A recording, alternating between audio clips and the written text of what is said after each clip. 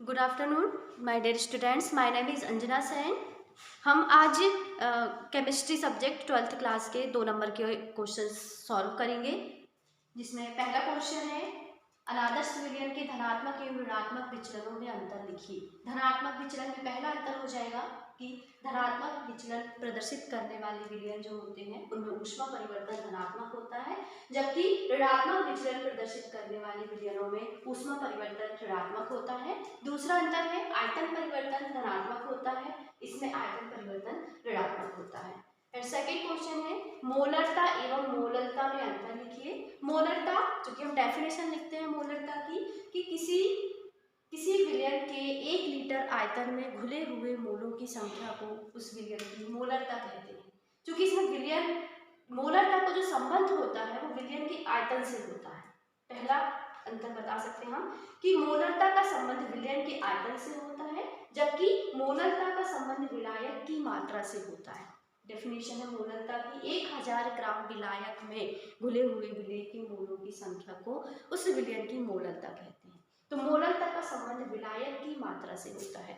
And second अंतर है कि तापमान परिवर्तन करने पर जो मोलरता है इसका मान परिवर्तित हो जाता है, जबकि तापमान परिवर्तन करने पर मोलरता पर कोई भी प्रभाव नहीं पड़ता है। एंड अगला क्वेश्चन है तीसरा, अधिशोषण क्या है, एक उदाहरण दीजिए। तो अधिशोषण एक पृष्ठीय घटना होती है जिसमें किसी ठोस या द्रव की सतह पर किसी पदार्थ के अणुओं को आकर्षित करके बनाए रखने की घटना है। इसमें 2 प्रावस्था होती है, एक होती है अधिशोष और दूसरी होती है अधिशोषण। एग्जाम्पल देखें हम इसका कि जब किसी चौक को किसी स्याही में डुबाया जाता है तो चौक जो होती है स्याही के रंगीन अणुओं के अधिशोषण के कारण रंगीन हो जाती है। तो इस प्रकार ये अधिशोषण का एग्जाम्पल है। चौक ऊपर से हमको कलरफुल दिखाई देगी, स्याही के कलर में ब्लू कलर हो जाएगा, लेकिन जब हम चौक को तोड़ेंगे तो वो अंदर से व्हाइट कलर की ही होगी। इस प्रकार से अधिशोषण जो है एक पृष्ठीय घटना है, ओनली पृष्ठीय सतह पर होने वाली घटना है। तो ये इसका एग्जाम्पल है। एंड नेक्स्ट क्वेश्चन है 4, स्कंदन क्या है। जब स्कंदन मीन्स अवक्षेपित होना, कि जब किसी कोलाइडी विलयन में कोई विद्युत अपघट्य मिलाया जाता है, कोई उपयुक्त विद्युत अपघट्य मिलाया जाता है तो कोलाइडी विलयन का अवक्षेपण हो जाता है। इस प्रकार की क्रिया को स्कंदन कहते हैं। जैसे एग्जाम्पल कि जब फेरिक हाइड्रोक्साइड के विलयन में आर्सेनिक सल्फाइड, जो कि विद्युत अपघट्य का काम करेगा, आर्सेनिक सल्फाइड मिलाया जाता है तो फेरिक हाइड्रोक्साइड का अवक्षेपण हो जाता है। इस प्रकार इस क्रिया को स्कंदन कहते हैं। एग्जाम्पल हो गया। नेक्स्ट क्वेश्चन है 5वां, पैक्टीकरण क्या है। तो यहाँ ध्यान देंगे जो स्कंदन है इसका जस्ट अपोजिट पैक्टीकरण है। स्कंदन में हम कोलाइडी विलयन को अवक्षेपण में कन्वर्ट कर रहे थे, जबकि पैक्टीकरण में हम अवक्षेप को कोलाइडी विलयन में कन्वर्ट करते हैं। तो डेफिनेशन हो जाएगी कि जब किसी अवक्षेप में कोई विद्युत अपघट्य मिलाया जाता है तो वह कोलाइडी विलयन में बदल जाता है। इस प्रकार की क्रिया को पैक्टीकरण कहते हैं। इसमें अवक्षेप में जो पदार्थ मिलाया जाता है उसे पैक्टीकारक पदार्थ कहते हैं। क्वेश्चन नंबर 6, अमोनिया का क्वथनांक उच्च होता है क्यों। क्वथनांक, सबसे पहले क्वथनांक देखें। क्वथनांक क्या होता है कि किसी भी द्रव को उबलने के लिए जितना टेम्परेचर लगता है वह उसका क्वथनांक कहलाता है, या जिस टेम्परेचर पर कोई द्रव उबलता है वह उस द्रव का क्वथनांक कहलाता है। तो इसका क्वथनांक ज़्यादा है, मतलब क्या हो रहा है कि ये अमोनिया जो है ज़्यादा टेम्परेचर लगता है इसको उबलने के लिए। अमोनिया जो है नॉर्मल टेम्परेचर पर द्रव अवस्था में होती है, तो इसको उबालने के लिए अधिक तापमान की आवश्यकता होती है, इसलिए इसका क्वथनांक उच्च होता है। क्यों होता है? क्योंकि अमोनिया के अणु जो होते हैं, अमोनिया के अणु आपस में हाइड्रोजन बंध के द्वारा जुड़े होते हैं। हाइड्रोजन बंध पिछले वीडियो में भी हमने बात किया था। हाइड्रोजन बंध जो होता है उसको हम ऐसे डैश डैश लाइन के द्वारा दर्शाते हैं, ठीक है। हाइड्रोजन बंध की एक और कंडीशन है, हाइड्रोजन बंध के लिए कंडीशन की एक हाई इलेक्ट्रोनेगेटिव एटम होना चाहिए और एक हाई इलेक्ट्रोपॉजिटिव एटम होना चाहिए। जैसे यहाँ पे नाइट्रोजन जो कि उच्च ऋण विद्युतीय परमाणु है और हाइड्रोजन उच्च धन विद्युतीय परमाणु, इन दोनों के बीच बनेगा।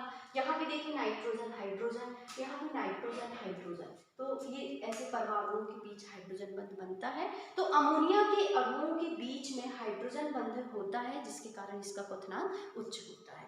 2 नंबर का क्वेश्चन है, सिंपल बोलेंगे हम कि अमोनिया के अणुओं के बीच में हाइड्रोजन बंध पाया जाता है, इसलिए अमोनिया का क्वथनांक उच्च होता है और हम हाइड्रोजन बंध बना के दिखा देंगे। नेक्स्ट क्वेश्चन है, फ्लोरीन केवल -1 ऑक्सीकरण अवस्था ही प्रदर्शित करता है, क्यों? फ्लोरीन हैलोजन परिवार का सदस्य है, सबसे ऊपर का। फ्लोरीन केवल -1 ऑक्सीकरण अवस्था प्रदर्शित करता है, जबकि जो अन्य सदस्य होते हैं जैसे क्लोरीन, ब्रोमीन, आयोडीन, एस्टिटीन, ये जो है -1 के अलावा +3, +5 एवं +7 ऑक्सीकरण अवस्था तक प्रदर्शित करते हैं। तो क्या कारण है? कारण देखें, फ्लोरीन का परमाणु आकार बहुत छोटा होता है। फ्लोरीन के परमाणु आकार के छोटे होने के कारण इसमें रिक्त डी कक्षक नहीं होते हैं।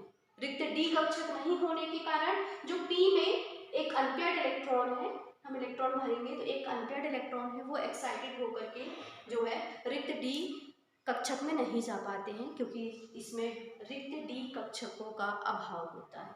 जबकि अन्य सदस्यों में रिक्त डी कक्षक होते हैं, इसीलिए फ्लोरीन के अलावा अन्य हैलोजेंस -1 के अलावा +3, +5 एवं +7 ऑक्सीकरण अवस्था प्रदर्शित करती हैं। नेक्स्ट क्वेश्चन नंबर 8, निम्नलिखित संकुल यौगिकों के IUPAC नामकरण लिखिए। संकुल यौगिक हैं हमारे पास में 2 प्रकार के संकुल यौगिक हैं। पहले हम इस संकुल यौगिक की बात कर लें। संकुल यौगिक में पूरा ओवरऑल में 2- आवेश है, मतलब ये ऋणायनिक संकुल यौगिक है। इसमें जो Cl है वो लिगेंड है, Ni जो है केंद्रीय धातु परमाणु है, इसका नामकरण करेंगे। चूंकि ऋणात्मक संकुल यौगिक है, इसलिए पहले हम लिगेंड का नामकरण करेंगे, इसके बाद में केंद्रीय धातु परमाणु का नामकरण करेंगे और फिर ऑक्सीकरण संख्या लिखेंगे। और चूंकि इसमें माइनस या प्लस ऐसे संकुल के बाहर आवेश होता है तो हम बाद में आयन लिख देंगे। इसका IUPAC नामकरण होगा टेट्रा क्लोरो निकिलेट। निकिलेट मीन्स ऋणात्मक संकुल है, इसलिए हम केंद्रीय धातु परमाणु के नाम के अंत में एट प्रत्यय लगा देते हैं, इसलिए निकिल ना कहकर हम निकिलेट कहेंगे और इसकी ऑक्सीकरण संख्या 2 और क्या हो जाएगा आयन। इसके बाद में हम इस संकुल में चलें, ये धनायनिक संकुल है, जस्ट अपोजिट में धनायनिक संकुल में हम इसमें पहले लिगेंड का नामकरण करेंगे। लिगेंड यहाँ पे EN है, EN का फुल फॉर्म है एथिलीन डाइअमीन। क्योंकि इसमें एथिलीन डाई पहले से ही लगा हुआ है, एथिलीन डाइअमीन, तो इस प्रकार के लिगेंड का नामकरण करने से पहले हम जैसे 3 संख्या है तो ट्रिस लगा देते हैं, 2 संख्या होती तो बिस लगा देते, 4 संख्या होती तो टेट्राकिस लगा देते। इस प्रकार से हम पहले नाम के पहले लगा देते हैं। इसका नाम हो जाएगा ट्रिस, कोष्टक लिखेंगे हम एथिलीन डाइअमीन, केंद्रीय धातु परमाणु कोबाल्ट और इसकी ऑक्सीडेशन स्टेट होगी 3, तो रोमन अक्षरों में हम 3 लिखेंगे। और next question number 9, question number 9, C3H9N के 2 समवयवी यौगिक एवं समवयवी यौगिक के नाम एवं सूत्र लिखिए। हमको एक आणविक सूत्र दिया है C3H9, इसके समवयवी लिखेंगे 2। समवयवी क्या होते हैं कि अणुसूत्र एक ही होगा किंतु इसके हम अलग अलग संरचना सूत्र बना देंगे। इस प्रकार से संरचना सूत्र अलग होंगे तो ये आपस में एक दूसरे के समवयवी होंगे। तो चलिए पहला समवयवी बनाते हैं हम। CH3 bond CH2 bond CH2 bond NH2, एक प्राथमिक एमीन है, इसका नाम हो जाएगा प्रोपिल एमीन। अणुसूत्र एक ही है इसका किंतु इसकी संरचना अलग है और इसकी संरचना अलग हो जाएगी। इस प्रकार ये प्राथमिक एमीन है और ये द्वितीयक एमीन है, इसके 2 समवयवी इस प्रकार हो जाएंगे। क्वेश्चन नंबर 10, ज्यूटर आयन क्या है? ज्यूटर आयन एमिनो अम्लों, जैसे ये एमिनो एसिड है, एमिनो अम्ल में 2 क्रियात्मक समूह है, एक है कार्बोक्सिलिक अम्ल क्रियात्मक समूह बॉन्ड COOH और एक है एमीन क्रियात्मक समूह NH2। तो इसमें दोनों ग्रुप विपरीत प्रकृति के होने के कारण आपस में परस्पर क्रिया करके जो है आंतरिक लवण बना लेते हैं। ये आंतरिक लवण है जिसको ज्यूटर आयन कहते हैं। इसका H इसमें रिप्लेस हो जाएगा तो H3N+ और ये माइनस में कन्वर्ट हो जाएगा। तो इस प्रकार आंतरिक लवण को ज्यूटर आयन कहते हैं। नेक्स्ट क्वेश्चन नंबर 11, प्रोटीन का विकृतीकरण लिखिए। प्रोटीन को गर्म करने पर या उसमें कुछ मात्रा में सांद्र अम्ल या सांद्र क्षार मिलाने पर प्रोटीन की जैविक क्रियाशीलता नष्ट हो जाती है और वह स्खंडित हो जाता है। इसे प्रोटीन का विकृतीकरण कहते हैं। प्रोटीन के विकृतीकरण में इसकी प्राथमिक संरचना में कोई परिवर्तन नहीं होता है, जबकि इसकी द्वितीयक एवं तृतीयक संरचना परिवर्तित हो जाती है। क्वेश्चन नंबर 12, प्रतिजैविक एवं प्रतिरोधी के एक एक उदाहरण दीजिए। प्रतिजैविक मीन्स एंटीबायोटिक और ये है एंटीसेप्टिक। एंटीबायोटिक्स के एग्जाम्पल हैं पेनिसिलिन, स्ट्रेप्टोमाइसिन, टेट्रासाइक्लिन, ये इसके एग्जाम्पल हैं, और एंटीसेप्टिक के डेटॉल, फिनॉल। क्वेश्चन नंबर 13, पीड़ाहारी एवं सल्फा औषधि के एक एक उदाहरण दीजिए। पीड़ाहारी डेफिनेशन हो जाएगी कि ऐसी औषधियाँ जिनका उपयोग शरीर की पीड़ा को हरने के लिए किया जाता है, पीड़ाहारी औषधियाँ कहलाती हैं।